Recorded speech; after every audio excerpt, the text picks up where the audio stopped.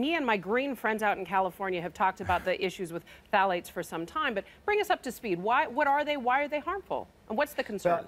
Yeah, look, a lot of people talk about this, and I'll tell you, I think especially women who are pregnant, always wondering what they should avoid, what's okay.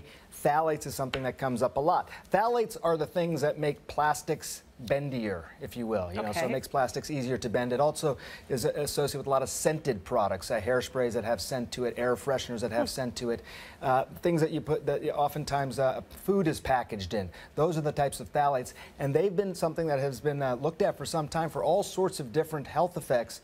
This one specifically looking at pregnant women and the impact on the babies a few years later. Here's the question. Is the exposure sort of a lifetime exposure, or is it specifically when the woman is pregnant? So for this study, and there's been all kinds of studies, but this study specifically looked at women who were pregnant. There was 328 women. They're all in New York City, and they basically followed them along. And what they found was that women had the highest concentrations of a couple of phthalates in their third trimester of pregnancy. Those children, the children that were born subsequently, had IQ points that were a few points lower by age around 7 or so. So by the time those kids turned 7, IQ points slightly lower. Now, this is not a cause and effect study. Those are very hard to establish. But this is they're concerned that phthalates may have something to do with that lower IQ. And concern is enough for parents. So the parents that are watching right now, pregnant women especially, what can they be on the lookout for, doctor? I think there's some simple things you can do without, turning your life upside down, because it's always a risk-reward thing, and it's impossible to avoid all phthalates, again, just because of the numbers of products they're in. But we made a list of a few things.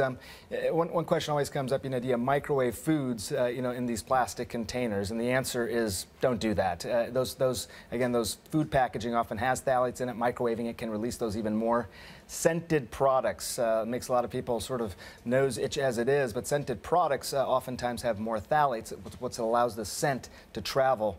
And also, if you're really being careful, look for these labels on recycled plastics, 3, 6, and 7. If you see those have higher concentrations of these particularly concerning phthalates. Again, impossible to avoid completely, but especially for pregnant women, some reasonable, I think, and easy to do advice. And for the rest of us, not bad guidance as well?